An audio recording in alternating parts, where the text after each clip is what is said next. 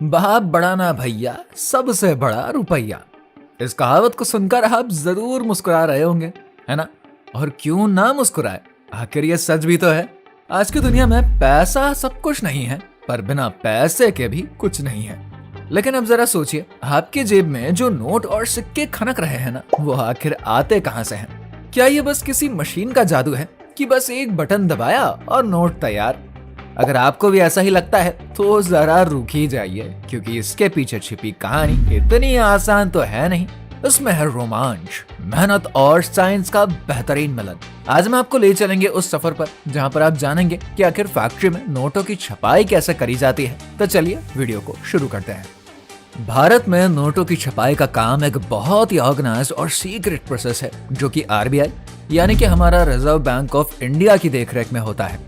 RBI ये decide करता है कि कितने नोट छपने हैं, और ये फैसला देश की जीडीपी, महंगाई रेट और इकोनॉमिक ग्रोथ जैसे फैक्टर्स पर ही डिपेंड करती है।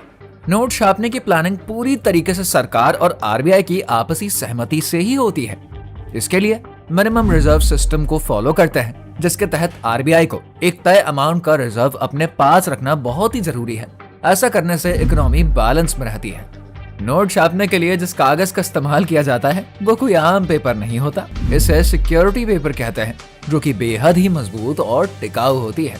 ये पेपर खास मटेरियल से तैयार करी जाती है ताकि इसे आसानी से फाड़ा या फिर नकली ना बनाया जा सके।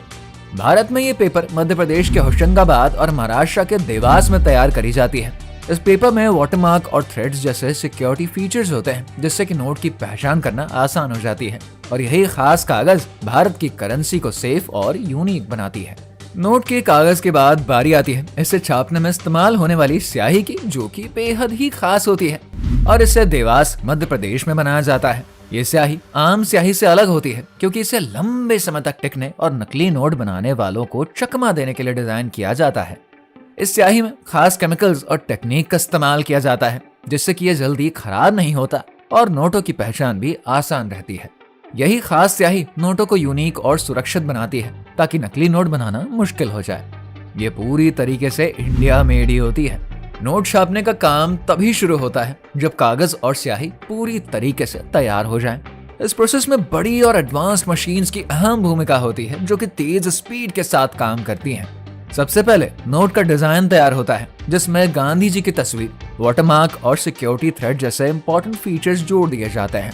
ये मशीनें हर नोट पर बिल्कुल सटीक काम करती हैं, ताकि सभी नोट एक जैसे और सही बने, और नोट में डाले गए सिक्योरिटी फीचर्स नकली नोटों की पहचान आसान बनाते हैं।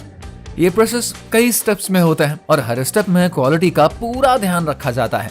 सबसे पहले कागज को मशीन में डालते हैं। इसके बाद मशीन से निकलने वाली नोटों की शीट को अच्छे और खराब नोटों में अलग किया जाता है। सही नोटों पर सीरियल नंबर्स प्रिंट किए जाते हैं। प्रिंटिंग के बाद हर बैच में से एक नोट को चेक किया जाता है।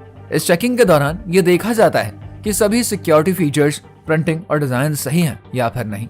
अगर किसी नोट में कोई गड़बड़ी पाई जाती है तो उसे उसी समय ठीक कर दिया जाता है। अगर वो कमी तुरंत दूर नहीं करी जा सकती तो उस नोट को निकाल कर बाहर कर लिया जाता है। इस पूरे प्रोसेस में इस बात का सबसे ज्यादा ध्यान रखा जाता है कि हर एक नोट परफेक्ट हो और नकली नोटों से अलग ही दिखे।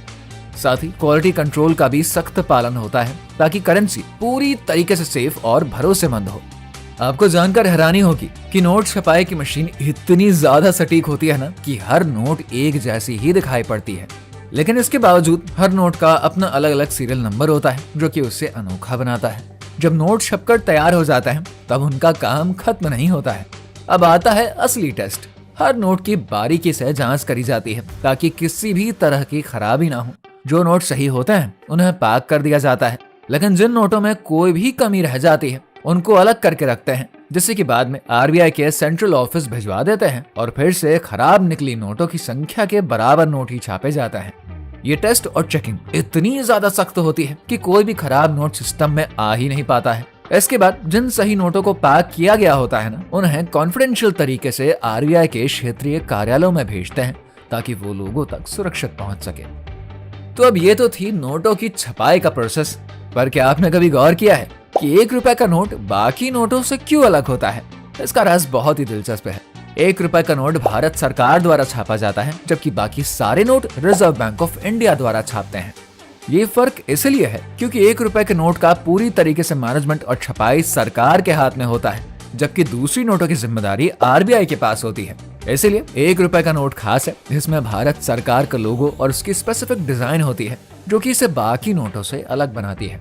इस वीडियो को देखने के बाद आप तो यही सोच रहे होंगे कि अगर सरकार चाहे तो बस खूब सारा नोट छाप कर देश की गरीबी को यूं खत्म कर सकती है, लेकिन असल में ऐसा करना देश के लिए हार्मफुल होगा।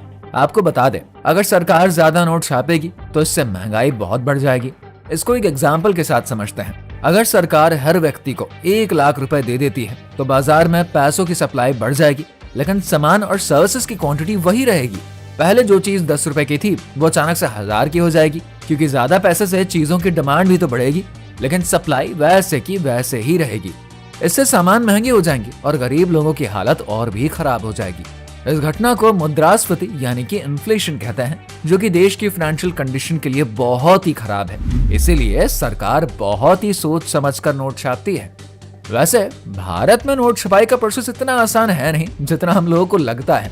ये एक सिस्टमेटिक प्रोसेस है जो कि पूरी तरीके से सरकार साथ ही आरबीआई के कंट्रोल और सिक्योरिटी के तहत ही होती है। भारत में नोटों की छपाई की शुरुआत 1938 में हुई थी, जब 5 रुपए का पहला नोट जारी किया गया था, जिस पर किंग जॉर्ज 6 की तस्वीर थी।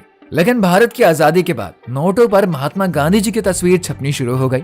यह बदलाव महात्मा गांधी जी की 100वीं जयंती के मौके पर साल 1969 में हुआ था। बात करें नोट छपने के प्रोसेस के बारे में, तो सबसे पहले आरबीआई ये तय करता है कि कितने नोट छाप रहे हैं। इसके लिए एक सिस्टम है, जैसे कि मिनिमम रिजर्व सिस्टम कहते हैं। साल 1956 से यह सिस्टम लागू है और इसके तहत आरबीआई के पास एक तय संपत्ति रखनी ही होती है। कम से कम 200 करोड़ की संपत्ति आरबीआई को अपने पास रखनी बहुत ही जरूरी है, जिसमें कि 115 करोड़ रुपए का सोना और 85 करोड़ रुपए की विदेशी मुद्रा शामिल होती है। इसका मतलब यह है कि भारत सरकार अपने मन मुताबिक नोट नहीं छाप सकती है। इसके अलावा हर नोट पर कई सिक्योरिटी फीचर्स भी होते हैं, जैसे कि watermark, security thread, micro text और लेटेंट इमेज। ये फीचर्स इसलिए होते हैं ताकि नकली नोटों को पहचानना आसान हो सके और असली नोट को चोरी होने से बचाया जा सके। जब नोट छपकर तैयार हो जाते हैं तो इन्हें आरबीआई के 18 क्षेत्रीय कार्यालयों में भेजते हैं। यहाँ से ये नोट अलग अलग बैंकों को दिए जाते हैं। बैंकों के जरिए ये नोट एटीएम और काउंटर से आम जनता तक पहुँचते हैं और इस बात का अच्छे से ख्याल रखा जाता है कि हर व्यक्ति तक सही तरीके से ही नोट पहुँचे। इस प्रोसेस में सुरक्षा के सारे इंतजाम किया जाता है ताकि नोटों की चोरी और धोखाधड़ी को रोका जा सके। अब आपको ये जानकर हैरानी होगी कि नोट छापने की लागत उसकी असल कीमत से कहीं कम होती है। एग्जाम्पल के लिए 10 रुपए के नोट को छापने में 2 रुपए से भी कम का खर्चा होता है। हालांकि जब आप बाजार में 10 रुपए का नोट इस्तेमाल करते हैं तो उसकी असली कीमत 10 रुपए ही होती है। भारत में नोट छापने का काम बेहद ही कॉन्फिडेंशियल होता है। यहाँ पर काम करने वाले कर्मचारियों को कड़ी निगरानी में रखते हैं।